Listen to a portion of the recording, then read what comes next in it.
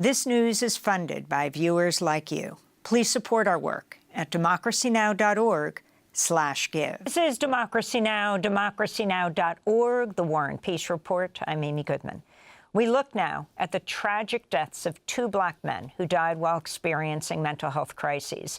Both of these stories contain graphic descriptions of violence. We begin here in New York, where protests are continuing after a jury Monday acquitted subway vigilante Daniel Penny in the chokehold death of the street performer Jordan Neely on a Manhattan subway train last May, finding Penny not guilty of criminally negligent homicide.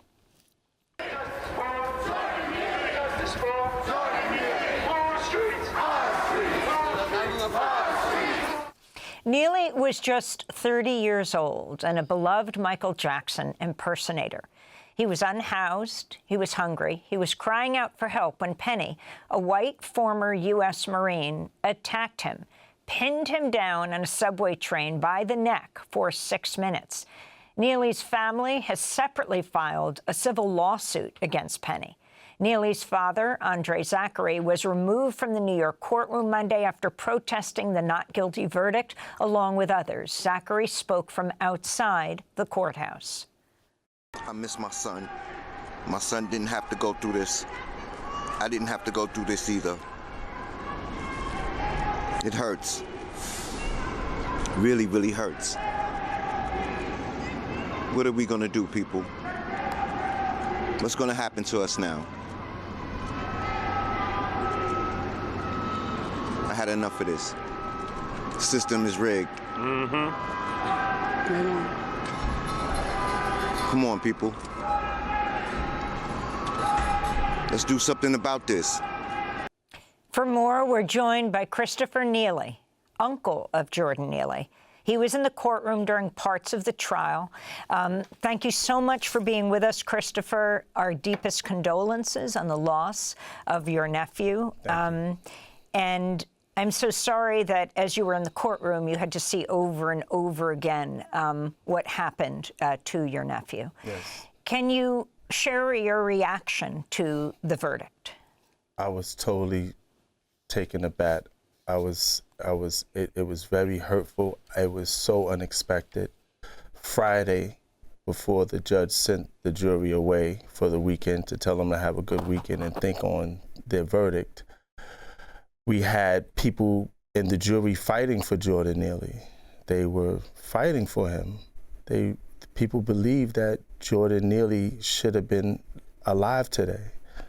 A lot of people did.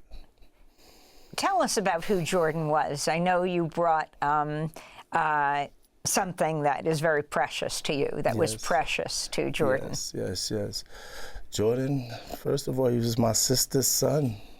He stayed with me and my sister. We grew up in the house together. He was just a wonderful kid. He loved sports, he loved art, he loved to dance, and he loved to play chess. Like, I've been a chess player for a long time, and on my free time, I would play with him, and he really enjoyed the game. He liked to dress up. He always liked to look in the mirror and dance with the microphone, get his colors, anything shiny. You brought a Michael Jackson jacket? Yes, Can you show us? Yes, I did.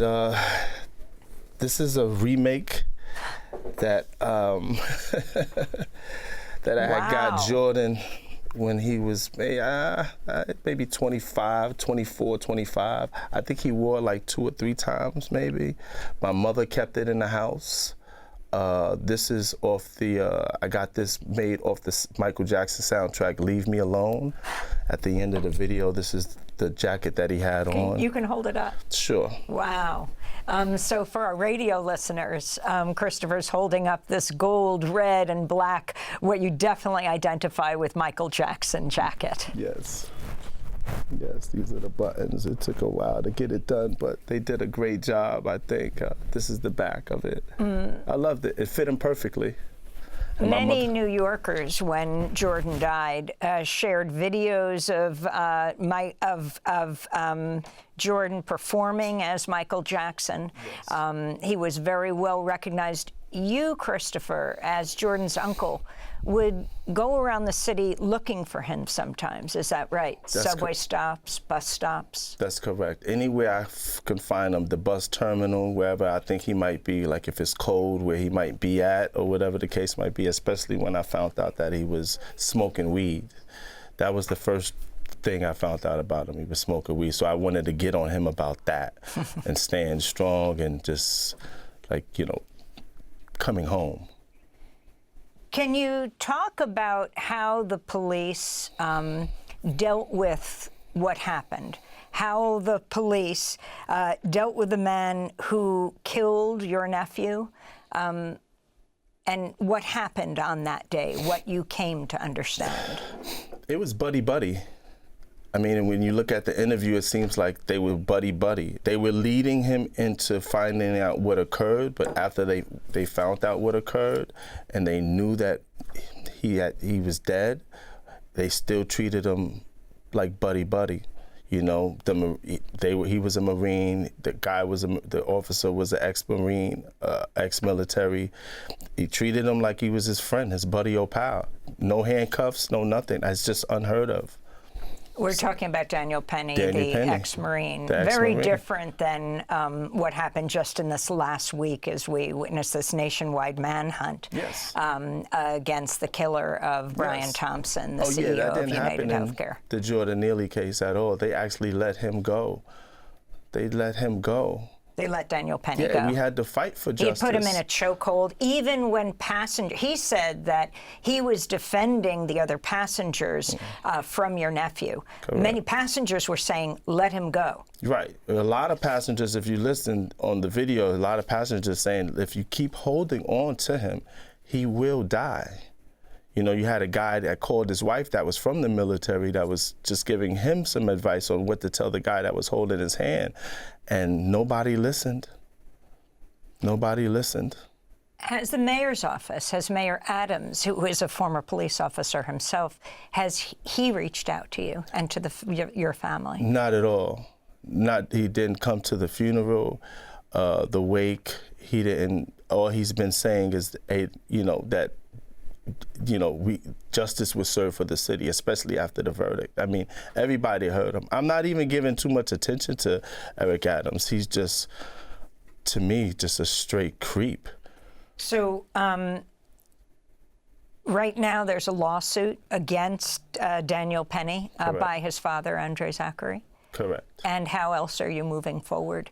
Any way possible, like the way it was done, like this, just the trial. I really appreciate the prosecutors. I really appreciate everybody that helped, but I want to move forward in a way to where hopefully I can get the federal government involved somehow, some way. That trial just was ridiculous. I've never seen anything like that. You know, you got a top charge. They take the top charge off. Without even letting anybody from the family know about that, and try to get him on criminal neglect, homicide, and then that didn't work. And then when you ask the district attorney about how much time he would get if he was to get convicted, from the beginning, when this first started, for me, I was involved deeply with the district attorney's office and trying to find out what time is he going to get if he gets convicted.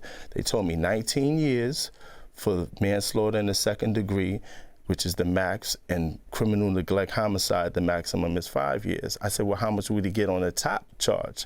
They told me, I don't think he might do a year or two, or he might get probation.